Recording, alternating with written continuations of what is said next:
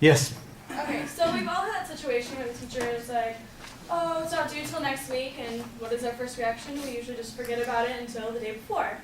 So a student once said, never do today what you can put off till next week. We've all had that situation.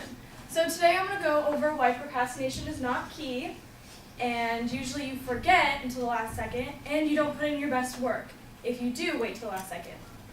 So why procrastination is not key is because usually, why not just do it now, and then later on you don't have to worry about it until that day. You can just, like, the day that you present, hold on. Procrastination is not key because you just do now what you can.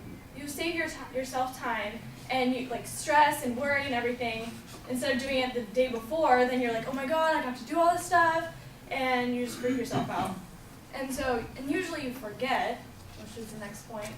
Usually you forget until the last second. You see it's due Wednesday, you think, oh crap, Tuesday, and you're rushing, you're not putting in your best work, and like for example, I forgot my econ essay was due tomorrow, and I forgot about it until now. Now I'm stressing more about that in other classes. Like we've all had that situation.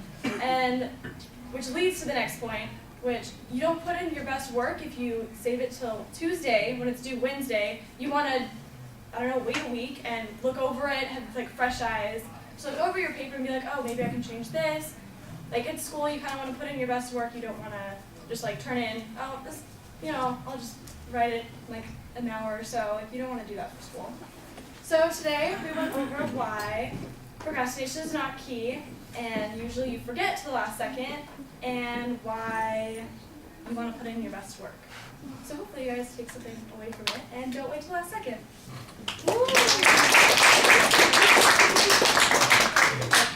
Can I go next? Maybe. Hang on a second. Keep it right. Oh, I think you picked one.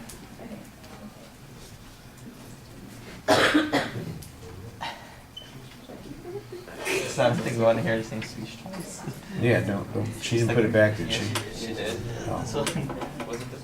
Yeah, no, that's yours to keep. Souvenir of the day.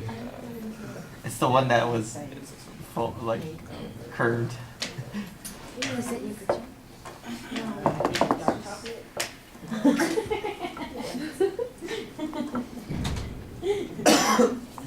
Seriously, no one explained that.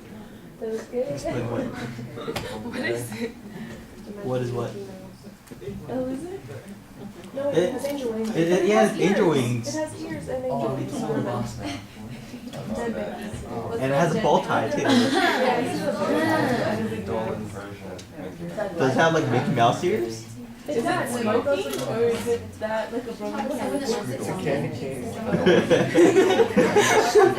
His eyes are squinted. I don't know. That's like big circle eyes. That's squinty eyes. No, he has these little like I don't know. It's like shiny. That's actually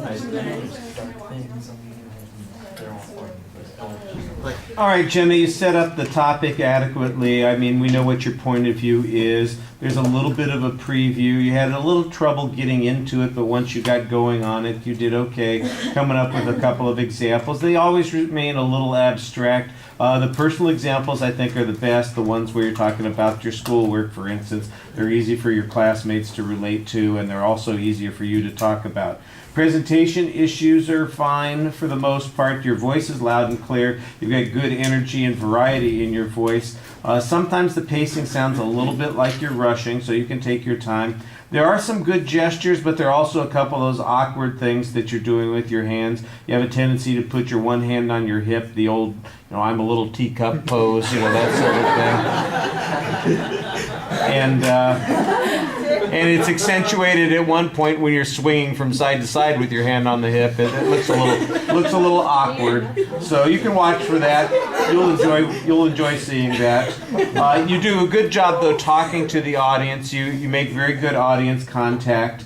There were a couple of awkward moments where you got stuck, but you didn't let it get you down. So I didn't think it was a big problem. Just one of those things that you'll be conscious of, and you'll want to be careful to try and avoid those things in the future. I also thought that you did a nice job coming back to the point you were trying to get to at the end and finding a graceful way of ending. Even though it might sound like it's a little corny or trite, it's better to finish off with the topic than it is to say, and that's all, folks, like the end of the cartoons. All right, thank you.